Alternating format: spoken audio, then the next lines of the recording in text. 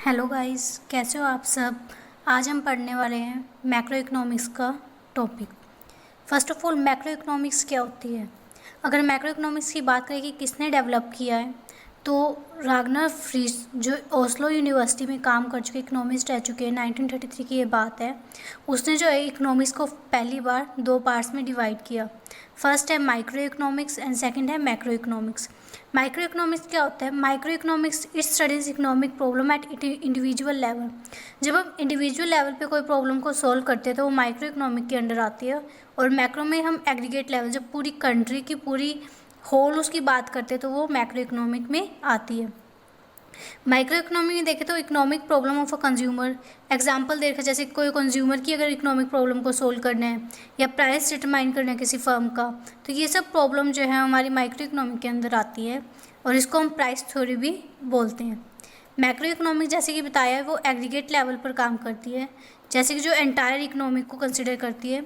इसके अंदर आता है जैसे एग्रीगेट कंजप्शन, एग्रीगेट एम्प्लॉयमेंट की कितनी हमारी कंट्री में एम्प्लॉयमेंट है, नेशनल इनकम कितनी है, पर कैपिटा इनकम कितनी है।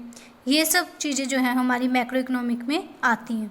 इसको हम इनकम एंड एम्प्लॉयमेंट थ्योरी भी बोलते हैं, जो कि हमारे क्लासिकल इकोनॉमिस्ट रह चुके, लाइक एडम स्मिथ हो गया, माल्थस, रिकार्डो।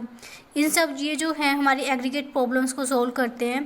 बट अगर पहले की बात करें तो न्यू क्लासिकल इकोनॉमिस्ट होते थे जो मार्शल पिगाओ जैसे, वो पहले माइक्रो इकोनॉमिक्स पर ज़्यादा फोकस करते थे।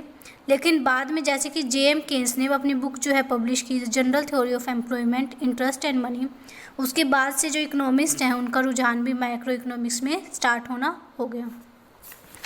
अब नेक्स्ट है स्कोप ऑफ मैक्रो इकोनॉमिक्स।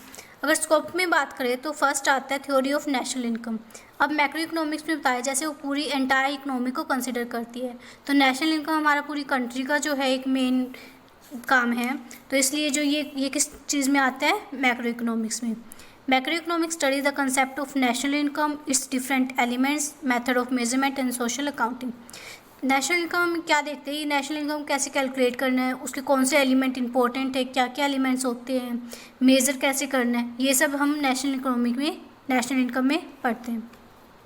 अब नेक्स्ट है थ्योरी ऑफ एम्प्लॉयमेंट।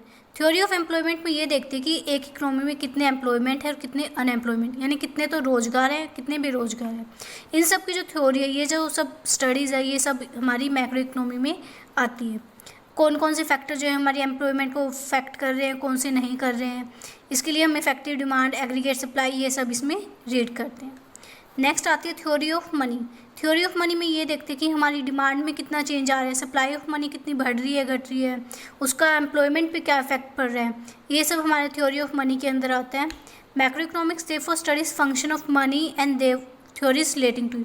इसमें जैसे बैंक और अदर फाइनेंशियल इंस्टीट्यूशन हो गए, ये सब भी इसमें आता है, क्योंकि कमर्शियल बैंक वगैरह हमारे सब मनी से डील करते हैं, तो ये सब इसमें रीड करते हैं।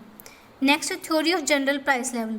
जो हमारी एक इकोनॉमी में इन्फ्लेशन डिफ्लेशन की प्रॉब्लम आती है। इन्फ्लेशन क्या होता है कि हमारा प्राइस लेवल बढ़ जाता है प्रोडक्ट्स का, और डिफ्लेशन प्राइस लेवल कम होना। तो ये सब थ्योरी भी हम जनरल प्राइस लेवल इसमें पढ़ते हैं मैक्रो इकोनॉमी में। नेक्स्ट है थ्योरी ऑफ इकोनॉमिक ग्रोथ, कि हमारी इकोनॉमी कितनी ग्रोथ कर रही है, हमारी अंडर डेवलप्ड कंट्री है कि पर कैपिटा कितनी है, मॉनेटरी और फिजिकल पॉलिसीज़ के लिए हम पढ़ते हैं।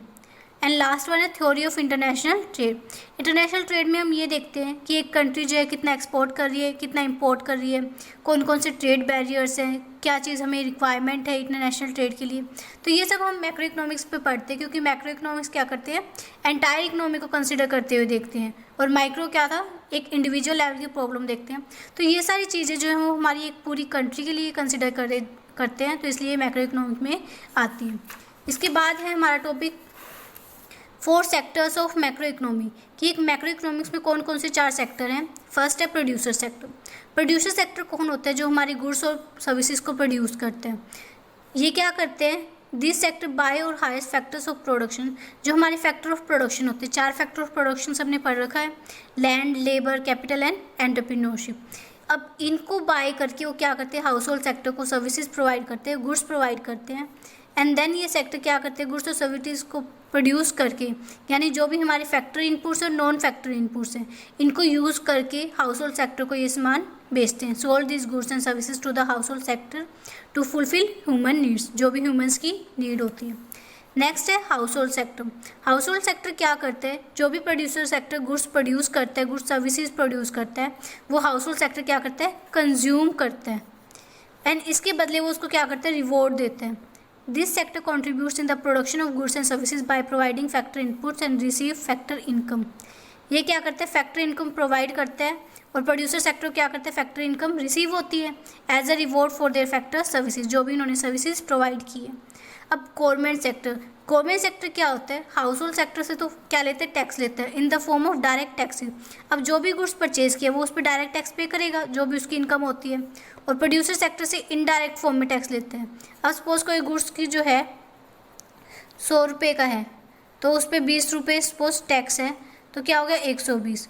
अब प्रोड्यूसर को ये जो 20 रुपये है गवर्नमेंट सेक्टर को देना होता है।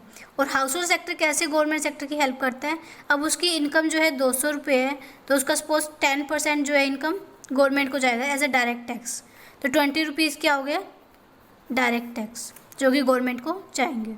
तो इस तरीके से प्रोड्यूसर सेक्टर और house hold sector government sector को टैक्स पे करते हैं।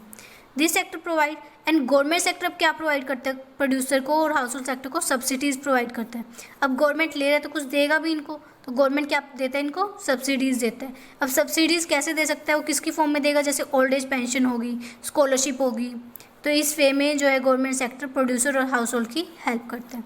अब फोर्थ नंबर एंड लास्ट है rest of the world sector. इसमें आता है हमारा जैसे फॉरेन डिमांड होगी, यानी इंटरनेशनल लेवल पर जो भी चीज़ें होती हैं वो सारी rest of the world sector में आती है, जैसे export, domestic demand for foreign goods, import करते हैं जो, ये सारी हमारे किस में आती है, rest of the world sector में। Thank you.